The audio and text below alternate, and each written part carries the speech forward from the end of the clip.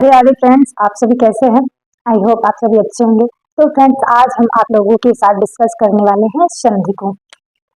Friends, आज हम आप लोगों को बताएंगे संधि कितने प्रकार के होते हैं और संधि की परिभाषा। तो फ्रेंड्स, यदि आप चैनल पर नए हैं तो चैनल को सब्सक्राइब कर ले और बेल आइकन दबाना ना भूलें। तो चलिए फ्रेंड्स, हम आते हैं अपने आज के टॉपिक संधि पे। तो फ्रेंड्स, हम जानेंगे संधि की पहले परिभाषा। तो संधि की परिभाषा है दो या दो से अधिक वर्णों के मेल को हम संधि कहते हैं। दो से अधिक वर्णों के मेल को हम संधि कहते हैं। रमा धन ईश बराबर रमेश। हम देखेंगे कि पहले हम परिभाषा में पढ़े हैं कि दो या दो से अधिक वर्णों के मेल को हम संधि कहते हैं। तो इसमें पहला वर्ड देखेंगे रमा है और दूसरा वर्ड क्या है, ईश है। अब दोनों को हम जोड़ दिए तो क्या बना है, रमेश।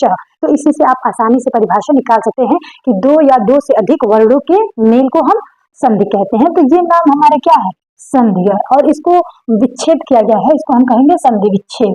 तो फ्रेंड्स, अब हम आगे जानेंगे कि संधि के कितने प्रकार होते हैं। तो देखेंगे संधि के 3 प्रकार होते हैं।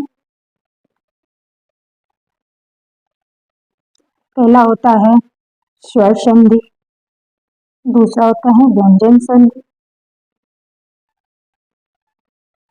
और फ्रेंड्स तीसरा होता है विसर्ग संधि। देखेंगे ये है संधि के 3 प्रकार, स्वर संधि, व्यंजन संधि और विसर्ग संधि। अब हम इन तीनों के प्रकारों के बारे में पढ़ेंगे। तो पहले आएगा स्वर संधि। स्वर संधि के 6 प्रकार होते हैं। पहला होता है दीर्घ संधि, दूसरा होता है गुण संधि, तीसरा होता है वृद्धि संधि, चौथा होता है अयादि संधि, चौथा होता है पूर्व रूप संधि,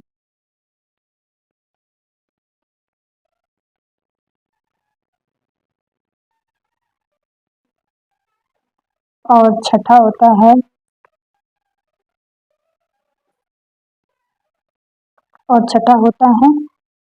यड़ संधि।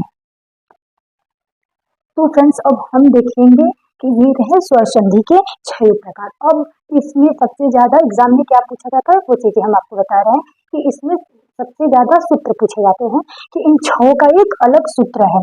अलग अलग सूत्रों को एग्जाम में पूछा जाता है। तो फ्रेंड्स देखेंगे, हम बता रहे हैं आपको इन सबके सूत्रों के बारे में। तो दीर्घ संधि का सूत्र जो होता है वो है अकः सवर्ण दीर्घ।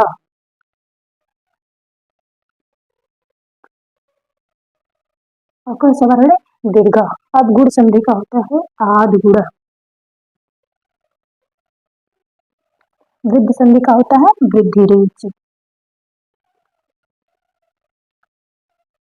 अब आते हैं अयादि संधि का होता है एचोडा यावायाव। देखेंगे पूर्व संधि का होता है एंग पदांतादतु।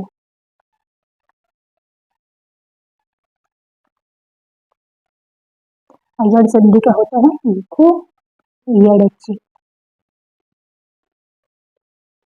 तो फ्रेंड्स देखेंगे स्वर संधि के 6 प्रकार के ये 6 सूत्र होते हैं। और फ्रेंड्स हम देखेंगे कि इन सूत्रों को एग्जाम में कैसे पूछा जाता है। तो देखिए, पहले पूछा जाएगा कि दीर्घ संधि का सूत्र है और आपको दे दिया रहेगा 4 क्वेश्चन, जिसमें से एक सही रहेगा जिसका नाम रहेगा अकः सवर्ण दीर्घ, और 3 ऑप्शन अलग रहेंगे। तो अब जिसको पता रहेगा वो तो अकः सवर्ण दीर्घ पे टिक कर देगा या फिर मार्कशीट में इस ऑप्शन को भर देगा। लेकिन जिसको नहीं पता रहेगा अब उसकी ये सारी चीजें गलत हो जाएंगी। तो फ्रेंड्स, इसीलिए हम आपको हिंदी के इतने महत्वपूर्ण टॉपिक से अवगत कराए हैं। बहुत ही कम टीचर इन चीजों को बताते हैं।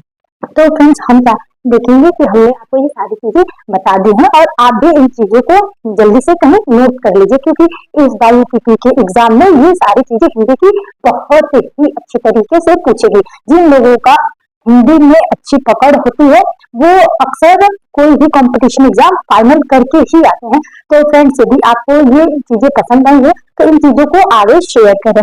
धन्यवाद फ्रेंड्स।